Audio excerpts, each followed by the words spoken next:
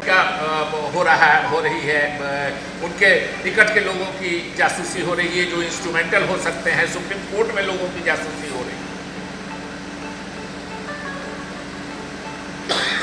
पत्रकारों की जासूसी हो रही है जो कहां से समाचार ला करके अपने स्रोतों से देश की जनता को पहुंचाते हैं।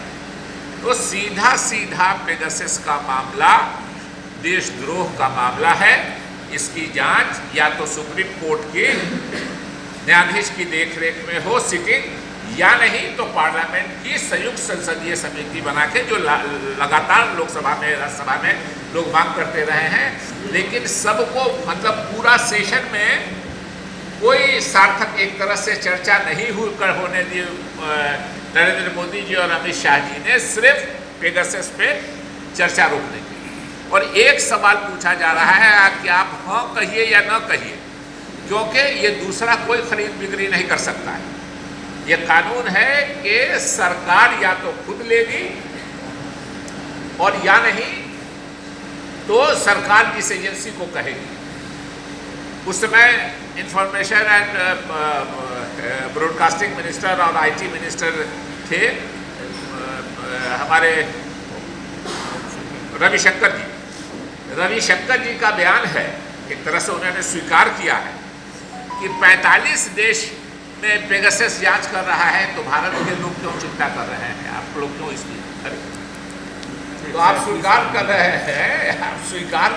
हैं कि हम पत्रकारों की जासूसी करा रहे हैं, हम विरोधी दल के सबसे बड़े नेता राहुल गांधी की जांच करा रहे हैं, राहुल गांधी जी की ही जांच नहीं करा रहे हैं, उनके सहयोगियों की जांच करा रहे हैं, जज के नज़दीक जो सुप्रीम कोर्ट के इम्पोर्टेंट लोग हैं उनकी जांच करा रहे हैं, चुनाव आयोग की जांच करा रहे हैं। तो 161 आदमी का नाम है अभी तक आया है। हाँ, अभी तो धीरे धीरे लिस्ट और निकल रहा है, पता नहीं किसका किसका नाम है।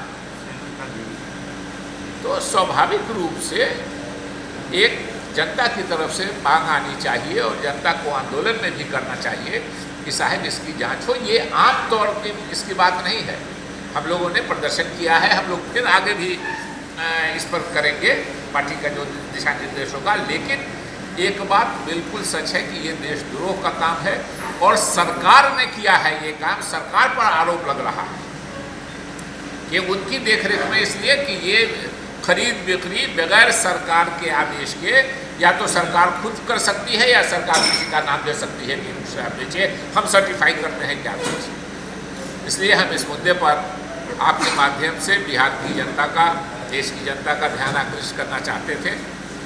आप लोगों को अगर इस मुद्दे पर कोई और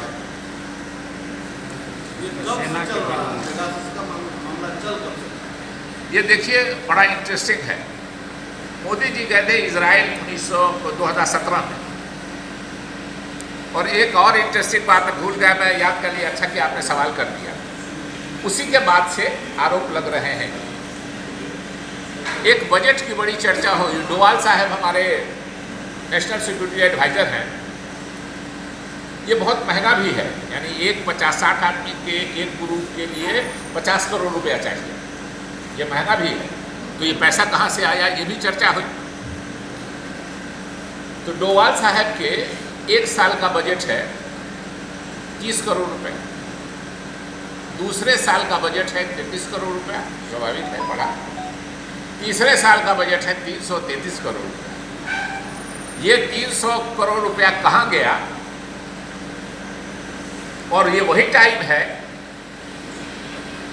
जब हमारे प्रधानमंत्री इजराइल गए और उसके अगले साल में बजट पढ़ा है। ये पैसा कहाँ गया ये भी पूछ रहा है लोग कि भाई वो पैसा कहाँ गया 300 करोड़ रुपया। बजट कैसे, स्पोर्ट्स में भी मेडल मिला है, ये उससे संबंधित नहीं है, लेकिन आप लोग को बता दें कि अभी हम लोग को ओलंपिक में गोल्ड भी मिला है, सिल्वर भी मिला है, पहले भी गोल्ड मिला था, अभिनव बिंद्रा को मिला था 2008 में।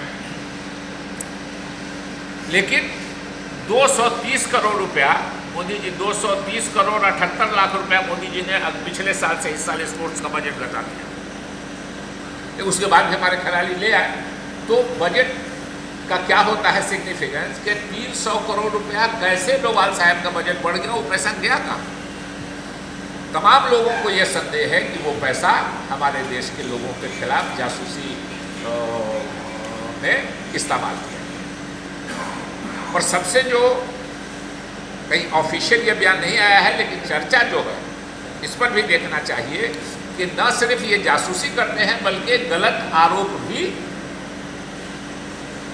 आपके कंप्यूटर में, आपके फ़ोन में डाल दिया जाएगा। अभी आरोप लगा है भीमा कोरेगांव में, जो मुंबई में इनसे हुआ था 2 साल पहले, एक्सीडेंट हुआ महाराष्ट्र में, जो दंगा फसाद हुआ था, उसमें काफ़ी लोग जेल में हैं। और ये बात बहुत स्पष्ट रूप से सामने में आ रही है कि उनके कंप्यूटर में भी जाली सबूत प्लांट किया गया था, जो अब जांच में आ गया। उस समय भाजपा की सरकार थी वहाँ। अभी हाल में जो केंद्रीय मंत्रिपरिषद में फेरबदल हुआ है और IT मिनिस्टर रविशंकर प्रसाद की कुर्सी गई, कहीं ये उससे रिलेटेड तो नहीं? देखिए, नहीं कह सकते हैं, ये उनका अंदरूनी मामला है, लेकिन आपने अच्छा किया अभी जो IT मिनिस्टर हैं इनका भी नाम, उस समय ये IT मिनिस्टर नहीं थे, इन पर भी सरकार, अश्वनी वैष्णव जी, इन पर भी सरकार नज़र रखी हुई थी। जो ऐसे लोग या तो खुल के विरोधी थे या जिन पर लगता था कि ये कहीं बिट्रे कर सकते हैं, या 1-2 ऐसा नाम भी कि अंदर से राज की बात इनसे मालूम हो जाएगी, लेकिन अधिकांश जो पत्रकार हैं वो निष्पक्ष रूप से लिखने वाले पत्रकार हैं जिनके खिलाफ जासूसी